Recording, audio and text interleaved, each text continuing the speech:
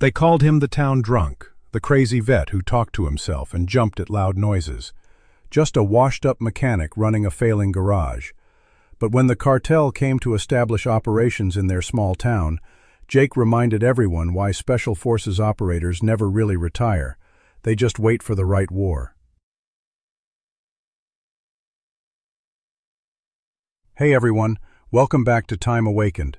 Before we dive into this incredible story, I gotta ask, drop a comment and tell me what city you're watching from right now. Seriously, I love seeing our global community come together. And if you think stories like this deserve to be heard, smash that subscribe button and help us honor the people who should never be forgotten. Cedar Falls, Montana, population 3,200, one Main Street, the kind of place where everybody knows everybody. Nestled in the foothills of the Rocky Mountains, surrounded by nature, peaceful and quiet. Biggest crime was a parking ticket. Biggest excitement was the weekly high school football game.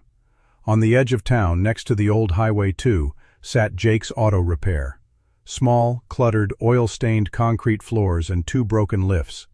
Owner Jake Morrison, 42 years old, lean, tired eyes, constantly shaking hands. Everyone knew Jake, but nobody really understood him. Kids were scared of him. They whispered "crazy veteran" when he passed by. Adults would shake their heads in pity. Poor Jake, war broke him. But the truth was, Jake Morrison wasn't broken. He was just shattered. And sometimes the most shattered things are the sharpest. 12 years ago, Jake was Staff Sergeant Jake Morrison, 5th Special Forces Group.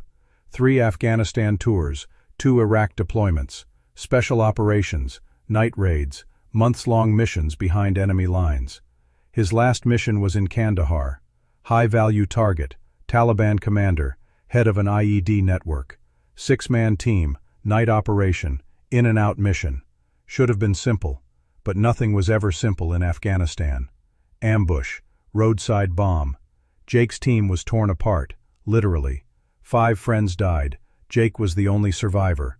Shrapnel throughout his body, traumatic brain injury, and worse, survivor's guilt. Why me? Why not them? Why didn't I move faster? Why couldn't I see the signs? These questions had been eating Jake alive for 12 years. PTSD, depression, alcohol, VA hospital, therapy, Poor man, the women would whisper. War destroyed him.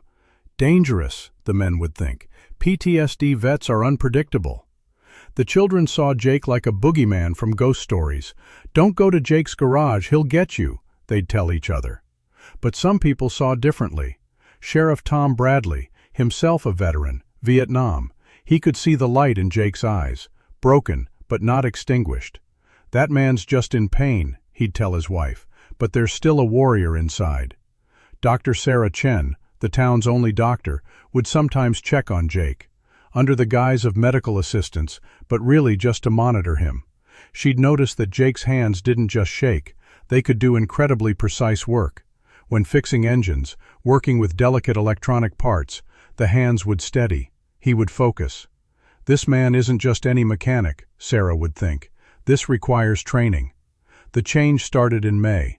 Traffic on the interstate began increasing. The wrong kind of traffic.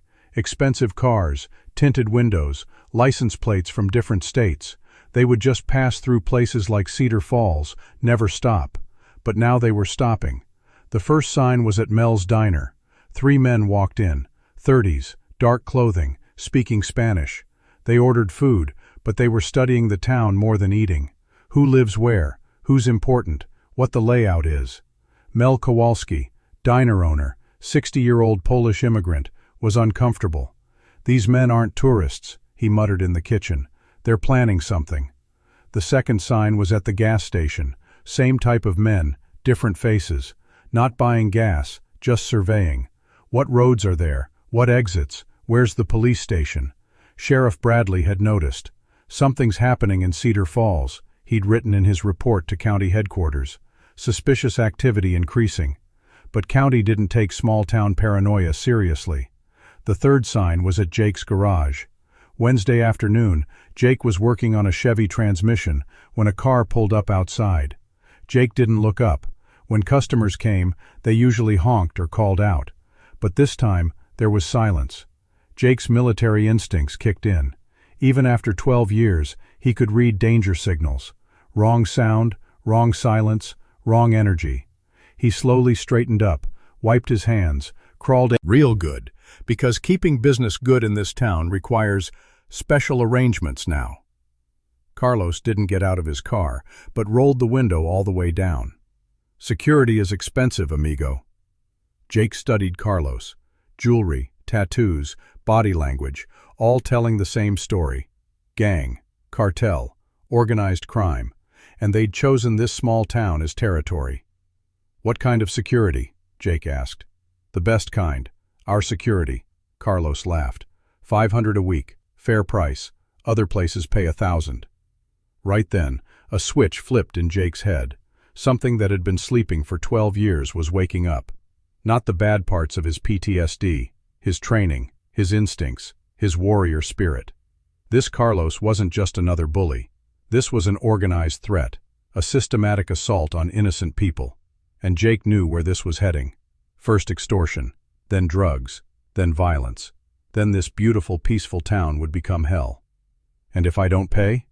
Jake's voice came out calm, but something inside him had changed. Carlos's smile vanished.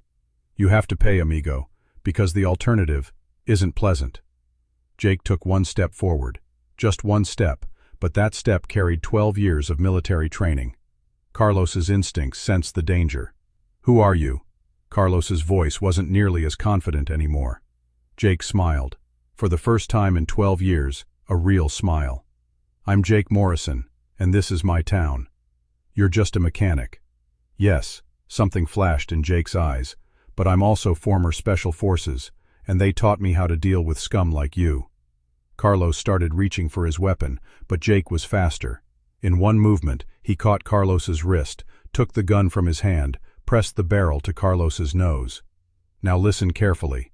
Jake's voice turned ice cold. You and your friends will leave this town. Now. And you won't come back. Carlos couldn't breathe. You're finished. You don't know who we are. You're wrong. Jake handed the gun back. I know exactly what you are. You're a small-time gang member, playing big. But I fought real wars against real enemies. You're not even close to my league. The man in the back seat of Carlos's car wanted to get out, but Jake looked at him. Just looked, and that look was enough to freeze him. Tell your boss. Jake turned back to Carlos. He pulled out his old military duffel bag, something he hadn't touched in 12 years. Inside they were still there. Tactical clothing, body armor, night vision goggles, and most importantly, his weapons. M4 carbine, disassembled. Glock 19, clean and oiled. Various knives, explosives, communication equipment. Jake checked his hands. They weren't shaking. For the first time in 12 years, his hands were rock steady. I'm back, he murmured in the darkness. The next day Jake walked around town, but this time not as a crazy, broken veteran, as an operator on reconnaissance. His first stop was Sheriff Bradley's office. Tom was an old Vietnam vet. He'd understand the situation. Sheriff, Jake leaned against the door. We need to talk. Tom looked at Jake. Something had changed. Posture, eye contact, tone of voice. This wasn't the broken man. About what, Jake? About the people coming to town. Cartel. Tom stood up. How do you know? They came to my garage yesterday. Demanded protection money. Jake approached the desk. Tom, these aren't just small-time punks. This is organized. And this town is the target. What do you suggest we do? Jake spread a map on the desk. Defense plan, escape routes, safe zones, communications, and if necessary, he paused. Attack plan. Tom looked at the map. Professional military planning. Detailed, systematic, deadly effective. Jake, how do you? 5th Special Forces Group, Tom. 3 tours Afghanistan, 2 Iraq. Counterinsurgency specialist. Jake's eyes were on the map. I know how to stop these types of operations. Within 3 days, a small group had gathered around Jake. Sheriff Tom, Dr. Sarah, Mel Kowalski, and the town's other veterans. Jim Patterson, Gulf War. Mike Rodriguez, Bosnia. Dave Chen, Iraq. Each had different skill sets. Tom law enforcement, Sarah medical, Mel logistics, the veterans military. Jake took them to the old quarry for training. Weapons training, tactical positioning, communication protocols, first aid. This isn't a Hollywood movie, Jake explained. Cartel is ruthless. They won't hesitate to kill civilians. Our advantage is terrain knowledge and motivation. They're here for money. We're here to protect our families. Sarah was holding a gun for the first time, her hands shaking. Jake, I'm a doctor. I wasn't trained to kill. You don't have to kill.